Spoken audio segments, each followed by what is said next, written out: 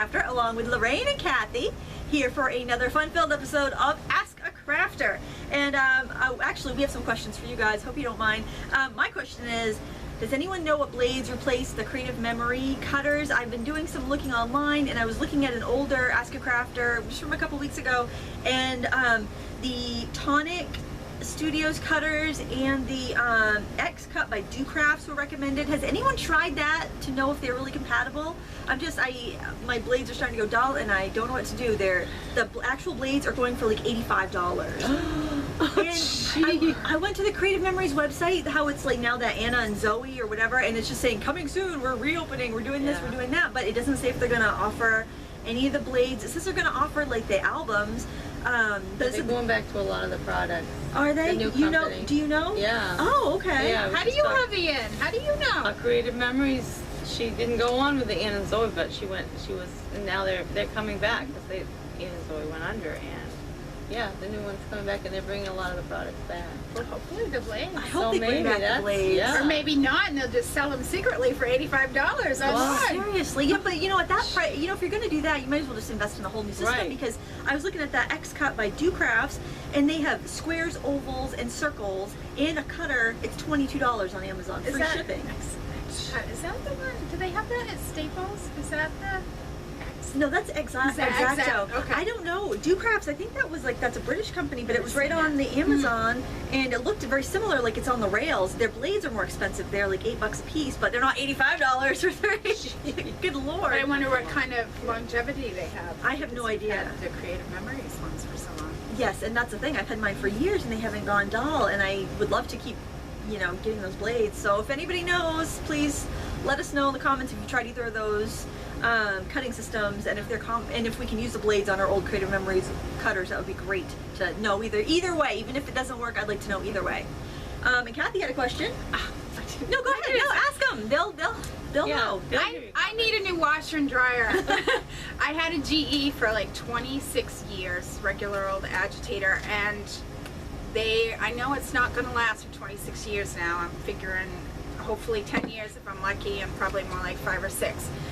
I definitely will not spend money on the front loader, so don't even recommend those, please. But I'm trying to decide if I should just stick with the old agitator, if the new ones that don't seem to have anything to move the clothes are worth it. They're much larger. I have 5 in my family. I do H12 loads of laundry. I really wanted a bigger washer, but they're more expensive, have electronics, and I don't know if they actually clean. So what do you guys have? What do you guys think? I appreciate any help. Thank you. All right, leave your suggestions for Kathy below. All right, who wants to start off this week? Okay. Nina A. asks, have you ever made do-it-yourself liquid pearls by Ranger ink? Can you show us how? The stuff is a versatile waterproof pearl medium. It's a glue, a dimensional decoration, and a what? Opalescent? Opulescent? Opulescent paint. Since we know how much we can make a shimmer spray, would this do-it-yourself project be similar? Well, actually, it's funny because one of my first ever videos, it was one night when we were having a little craft night here, Tracy filmed it for me, was the DIY dewdrops. And actually, which makes little pearls out of hot glue. So that video was like way old. I'll put a link below if I remember. Maybe somebody else could put the link below if they think of it. But that will tell you how to make the little pearls, just little hot glue drops. I also did a necklace where I did the little hot glue drops, and then just dust them with some Pearlex or eyeshadow or something to give it that shimmer. I've also used the puffy paint, like the metallic puffy paint, fabric paint, to make the little pearls. That works out really well. And the slick would be like shiny. Yeah. Yes, those little, brilliant. and they're 99 cents. Those little tulip. Yeah. I think it's tulip, isn't it? Yeah, I think so. Yes. Yeah, right. That's definitely one of the brands. Yep. So that both of those methods will work really well for you. I like hot glue method because I stick my fingers in everything. I cannot let stickles dry or anything. I get it. I'll walk away. I have it on my shirt before I'm done. Oh, you gotta test it. See if it's dry. The Pearlex really sticks. It does stick pretty well. The glue. Yes, you can spray it with a little hairspray, but man, it clings. I think it's because it's staticky. Like the hot glue is like a static electric charge or something. It does seem to really stick good. Taylor Wolfbane, I'm working on making a blanket, crocheting that is, and I'm having a hard time understanding some videos out there. Most of them are for right-handed people. Any videos you can do to help or links you can share would be great.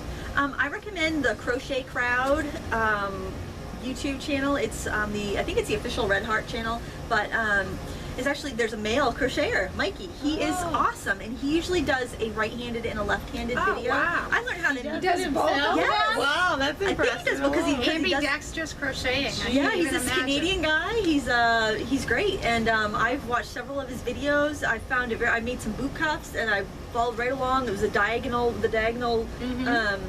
square pattern. I don't know what it's called. I think it's triple crochet. It's the diagonal blocks. But he makes it really easy to learn. The videography is really good. It's very easy to understand. So check out the Crochet Crowd, and that's right here on YouTube. And there's a blog too. Great. Does Revelry have like any like educational video stuff? I mean, I know they have fabulous free patterns and purchasable patterns. They Do they might any have tutorial I stuff? don't know. Because a lot of times their free patterns go to somebody's blog, and then their Yes. blog may go to, because that's a big community. Yeah. So yeah. I don't really know. I haven't. There maybe Ravelry is a great resource. I'm not sure if it has Yeah. videos or not. Okay, Paula Johnston.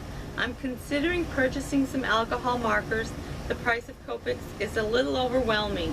What are your thoughts on Spectrum Noir as an alternative? I think their new version, the ones that are the caps are round. You see a round instead of a square color index on the cap. Those are really good. The only thing I don't like is that, or it's not even that I don't like it. I think it might pose problems for some people. Is the caps are hard to remove. But the new Spectrum Noirs, you can get brush nibs to fit into them if you want to have like the brush nib like a Copic. They are a lot cheaper. I was just at AC Moore yesterday, and I didn't need any more markers, but it was very hard. I almost came home with some. They have them for $7.88 a set of 6, and they're in the color families. And I have a lot of the old style ones because I bought them on Consumer Crafts. They were on sale for like $25 for the 36 packs, I think. Maybe they're 24. I'm thinking they were 36 packs. I'm not sure, either 24 or 36. And I really liked them, but they tended to dry out, so I had to keep adding denatured alcohol to them because they would dry out before they were used up because the caps were not like airtight or something, so they fixed that with the new generation. So just look for the markers that have the circle on the end instead of the square, and you'll be set. And I think they're a great alternative to Copics, especially if you want to buy the brush nib so you can get that brush nib like the Copic sketch have. And I do have a playlist. It's all alcohol marker techniques and projects. You can follow any tutorial that's for a Copic or a Pro marker or a Prismacolor marker. Those can all be done with Spectrum Noir. You can interchange all of those alcohol marker tutorials to work with whatever you have, whether it's Sharpies, whether it's Pro markers, whether it's Prismacolors. All those tutorials are interchangeable. So please use what you have and try it out before you go and invest in other ones. Hey, Joanne Pollock, what kinds of projects do you use your chalks for? Oh, all kinds of projects. I'll use them in scrapbooking. I usually keep one set in my scrapbook bag for like, changing the color of, like if I have a little journaling block and it doesn't quite match, I can rub some chalk on the edge. Or one of my favorite techniques is to stamp a stamp with clear Versamark ink and then just use like a pom-pom or a Q-tip just to pick up some chalk and tap it over the image because it will only stick. that. I love it. It's called Poppin' Pastels. I love that technique. What do you girls like to use chalk for? I do it, the kids do a lot of like for doing like paper piecing Yep. as opposed to inking because it's more subtle for the kids to work with too, to add shading to, Yep. to the bird's wing and Yeah. the face yeah. and little pink cheeks and Right. just to add a little more depth. I don't like any white, just pure white sometimes on your cards. So you just put something in there. Yeah. Yes. And it's Smudge. just a real subtle. Yeah, it's easy to control, and you can build up little bits of it until you Yes. have it just the way you Yeah, want it, instead of like, whoops, I dropped my ink pad on my thing. And Yeah, that's exactly why it's great for the kids, Yeah. kids to be doing their stuff with too. I like the subtlety of it. And if you guys have suggestions for her, leave them below, and she can read through them and see what you guys are using your chalk for as well. Okay, Dina Jacobs says, I'm getting a sewing machine, but I've never sewn. What's a good learning project? Pillow covers or curtains? What do you think, Kathy? You sew more than I do. Right. You do too. Rice bag. Yes. Rice bag. Yeah, I wouldn't pick curtains. You want curtains to be straight Even, and yeah. even. And so that probably is the best. They have pillowcases you can make, like they give them, like kind of like the Linus blanket things is a really good project. Rice bags, quick and simple. I would have thought curtains. No. No? No, to make, I mean, to do real curtains, I mean, curtains should be lined. You have to have, you know, this certain, like, header width you have, and the sides are, like, double folded. And even My if you curtains aren't. even if you just do basic, to get a curtain, 2 curtains to come together even, Yeah. yeah. Yeah, and it's not just about sewing. It's about measuring and cutting, Yes. which is all part of sewing. Big part of sewing. But just, you know, something that appeals to you. Simple. They have great little pocketbook patterns, cute little stuffed animals. You know, just like a front and back stuffed animal, not a big 3D thing. Just to get an idea of how to do, you know, outside corners, inside corners. Yeah. What do you think, Lorraine? You've sewn for a long time. Yeah, that's just basic, simple square quilts. So 9 patch Square quilts, really? blocks. Quilts? Yeah, just little, Yeah, little blocks, 9 little patch blocks. Little 9 patch, yeah, that's Not okay. curves, you know, for your Right. first project, but Mm. they're Yeah. doable. They're Oh yeah. Really? Because Yeah. I've never done a quilt. I always thought that was a little too no, too you advanced. can I know, you simple. could do a trip around the world quilt. Yeah, From or you Eleanor can- Burns. I could make it start to finish, have it on the bed in 5.5 hours. Wow. Yeah, or disappearing 9 patch. I mean, those are all really, you know, it looks intricate, but it's I'm more of a sew it together in random order type of person. Oh, freehand. yeah, that sounds good. I'm glad I have experts today. All right, what do we have next? Here. Teresa's handcrafted items. Would you recommend Yes Paste as a way to glue, say, graphic 45 papers to a chipboard mini album? I would. I really like She Yes would say Paste. yes. I would say yes. I would. I think any sort of book covering, I gotta book get binding some of project. that. It's fantastic. The only downside, the only negative thing I have to say about that product is that you want to put a piece of wax paper on like between the lid and the jar. So when you go to put your cover back on, put a piece of wax paper in there, because if that dries, you will never get back into your Yes Paste again. And you won't run out that No way, at paste. least. There'll be no paste. No paste. Yes, but to the yes. Yes.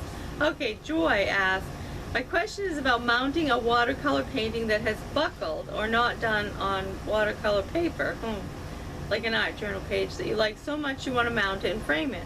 How would you go about doing that? Would it be okay to mount proper watercolors to thick black or white poster board to show them? I'm a U.S. Navy veteran and I'm trying to raise money for my American Legion in a craft fair. Lindsay, I saw your video on framing and was hoping you would do another that included the whole process and how you get your art ready. All right, I did do a follow-up video to the how to cut a mat, and it's how to display your paintings for sale. So I talk about how I, well, first let me discuss your first problem with the buckled paper that was in watercolor paper, kind of like art journal paper. What I would do is I would find, I don't think poster board is going to be a solution, because poster board, your paper, if it's buckled, the poster board is going to go with it wherever the buckle is. What I would do is get some acid-free foam board or get some mat board, and I would, if it's wrinkled and it's buckled, I mean, you're really not going to come back from that. So what you want to do is, you're not going to come back with it with a temporary fix, so you're going to have to add some acid-free glue to the back of that, put it, center it up on the board, and then weight it down with some books. I'd put a piece of deli paper or wax paper over it, weight it down evenly with books, and let it sit overnight, and then that should take the wrinkles out. And then you could either mat it, or you could just display it like that if you want. I wouldn't use poster board unless you know it's acid free, even if you're just displaying it for sale. And I would always, unless it's wrinkled beyond repair, beyond being able to do this, I would make sure it is adhered temporarily to whatever mat or mounting option you choose, because chances are someone will want to buy that, but they'll want a different mat and frame than what you've offered. That's why I don't sell my work in frames. I sell it matted, so people can, you know, if I have to frame something, then I'm going to have to charge double for it. And if they're not going to even use the frame or even like the frame, then, you know, it's kind of a waste on both ends. Right. So I just mat it, and I use fabric tape to hinge my picture to the back of the mat. And then I take 2 sheets of acid-free copy paper. I just buy copy paper that I see is acid-free, and I tape that around on the mat to the back, so nothing is taped onto the picture. The backing paper is taped onto the mat, and then I put it in a clear archival bag that I get at Paper Mart, and then I put that in my print rack, and people can look at them that way and purchase them that way. So think temporary if you're going to sell it, and only glue it to something if you have to, and make sure that whatever you're using for glue and what you're gluing it to is acid free, and you should be all right. So hopefully that answers your question, and you can check out my video on how to present your artwork for sale, display it. It will show you how to. Kind of picks up where the how to cut a mat video left off. So. Geraldette Jones, I love the embossing plates, but don't have nor really need a machine to use them on. How can I get the pretty patterns on cardstock without using a stamp pad or any color?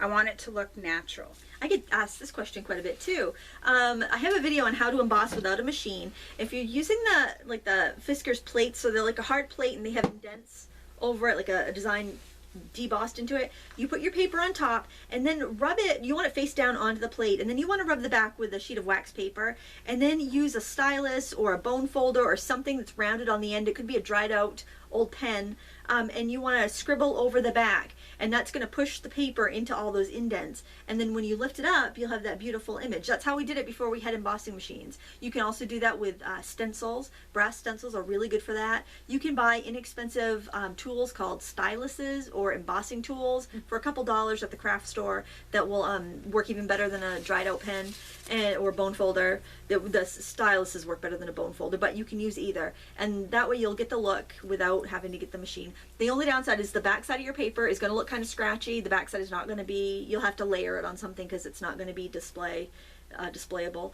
but you can absolutely do that without a machine.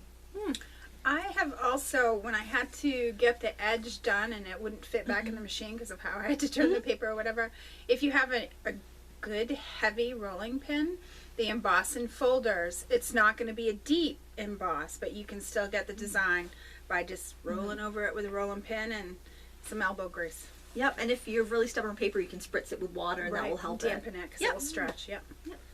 Karen Hill is looking for a melting pot alternative.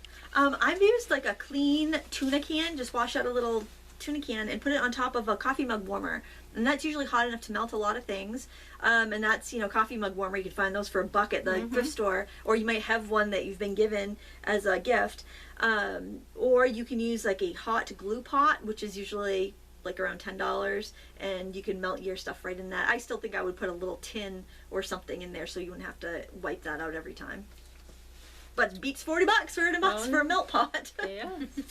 Lisa Rich's 1956. I have the tin of 24 Prismacolor Premier colored pencils.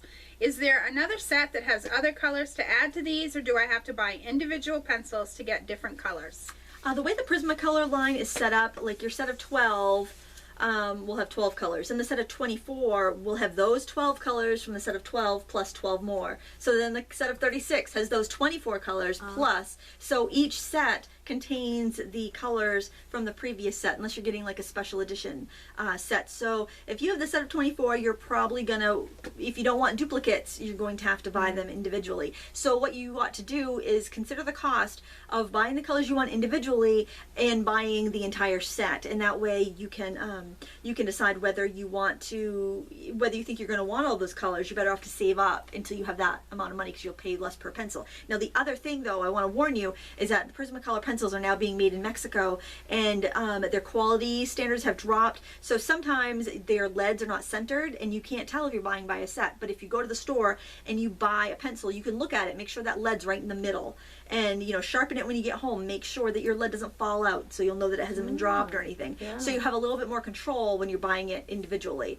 So just weigh both of those options, and you will pay about half if you order them online from a place like Cheap Joe's or Dick Blick or Jerry's Artorama. So it's up to you, and you may want to try a few pencils from different brands to see what you really like. You may not think Prismacolors are the best after you've tried out a few other ones. I think that's about all the time we have for today. I want to thank you so much for watching. Please give us a thumbs up and subscribe. Leave your questions below. Until next time, happy crafting.